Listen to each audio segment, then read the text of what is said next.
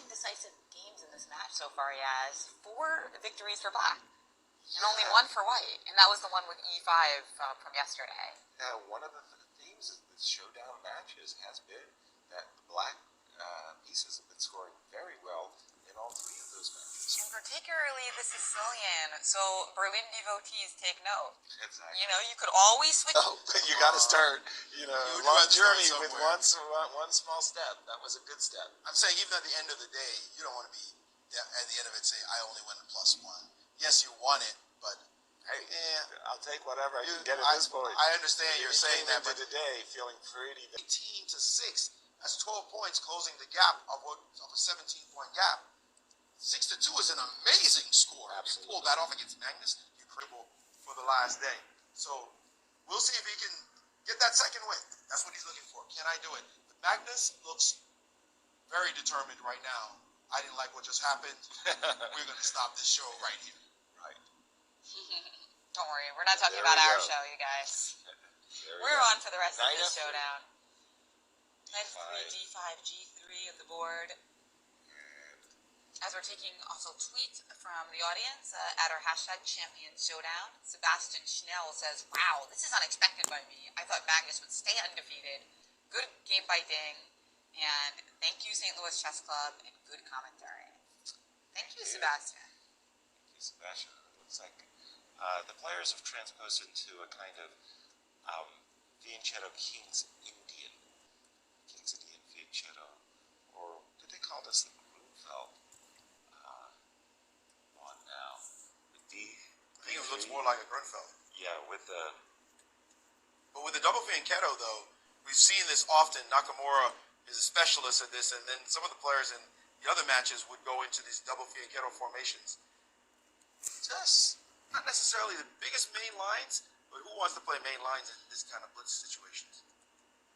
And the players are blitzing pretty good. I mean, again, this is a 10-minute game, but they're playing the opening pretty rapid fire as if it were a 5-minute game.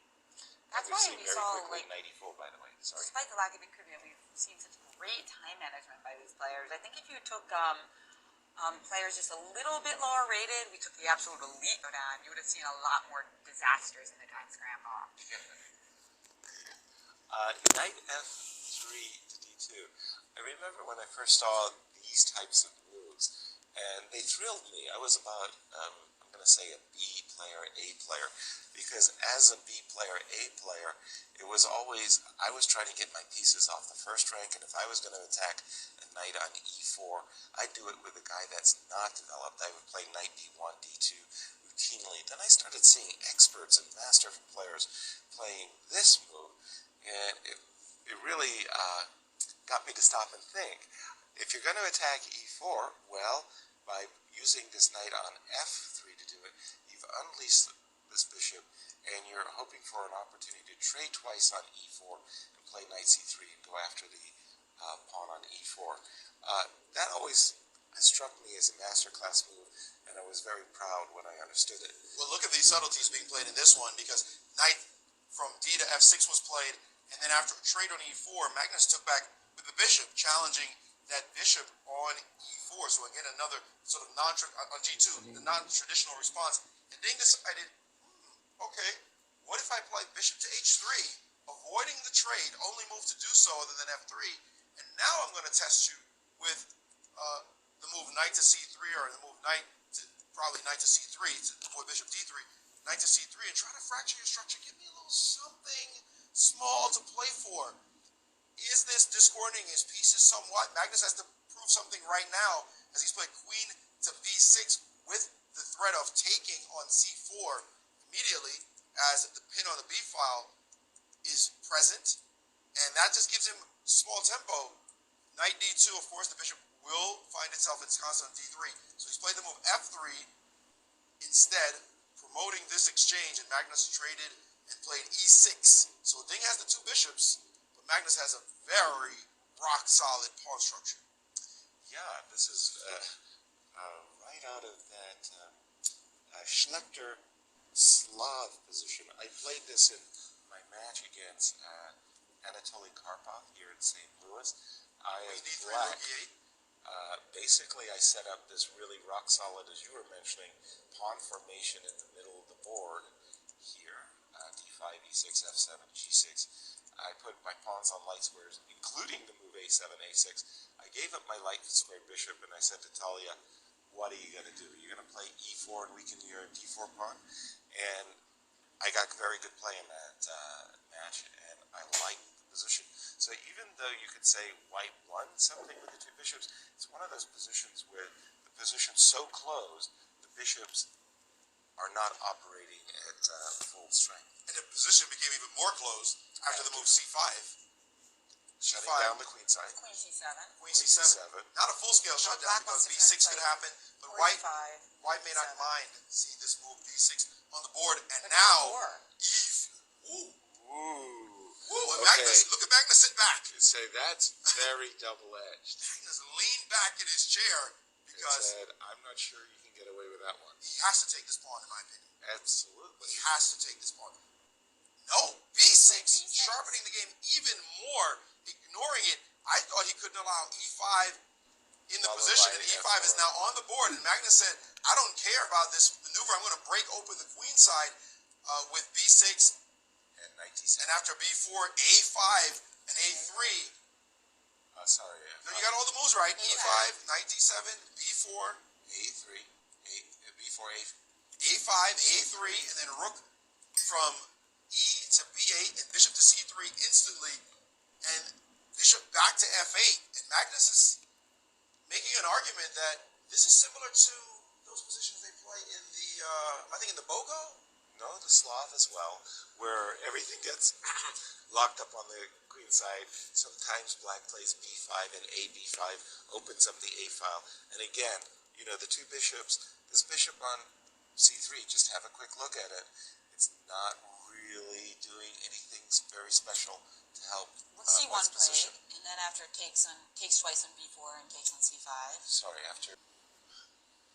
Now, this black's Knight energy takes black's c5? energy is not really great. I mean, the white's energy is not really great. It's happened. And a tactic suddenly on Knight the takes board. c5.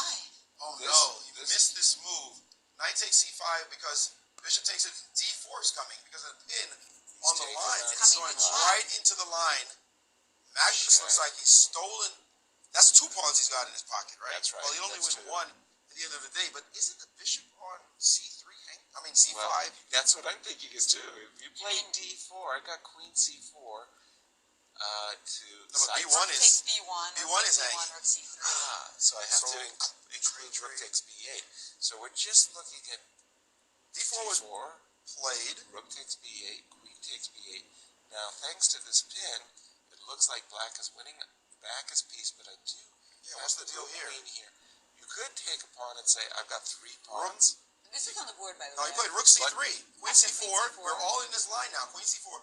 Rook takes Oh my gosh. c3, Wow. and it's this c pawn. Rook takes c3 is Because 4. That queen is c5, passed. Queen c5, queen b2. Yes. Or queen b1. Queen b1 as well is strong with main threats and c2 coming. Yeah. That means he has to take the pawn on c3. What did he do? But he has taken it on He has c5. taken. He took on c5. He missed queen b1. The game is over. Yeah. He missed it. What? And with 5:30 left on the clock in this position, and he just missed So king g2, queen b1. c2, bishop d3. c1 queen. C1, Your queen's hanging. You can't get his queen. Yeah. Game's over. This is what, how the game will shortly end. Wow, that was a terrible blunder. Queen c3, if he had just taken the pawn, he would have been worse. But he wouldn't have been lost. He would have been a pawn down, and big chance of, well, this is bad, but you're right. Forced is forced. I mean, there was just That's what he had to play, but he just completely missed the queen going to b1 instead of b2. Yeah, he saw queen b2, exactly. He saw queen b2, but then there's missed bishop queen b1 d3. with all that time on his clock, But queen and b2, now he's there's lost. Queen And we b2, have there would to- have been a bishop d3, and that would hold the position together. You're fighting, absolutely. Too But- fast. But Too fast. but a great tactical spot there by the world champion. Knight takes c5. Because exactly at that moment, it looked like white had a very compact, he's got a nice space edge. It didn't look like he was particularly vulnerable to any tactics. The move move that was a mistake, of course, was bishop f1, allowing this tactic. Yes. But it was intriguing. Why did he defend his queen with his bishop at that moment? What was that move about? Now he has to resign. There's just no pet anywhere. No tricks. Well, let's just see. He is obviously analyzing queen d6. Yes. With the idea that in case of you're promoting your pawn, I've got a check. That is a draw.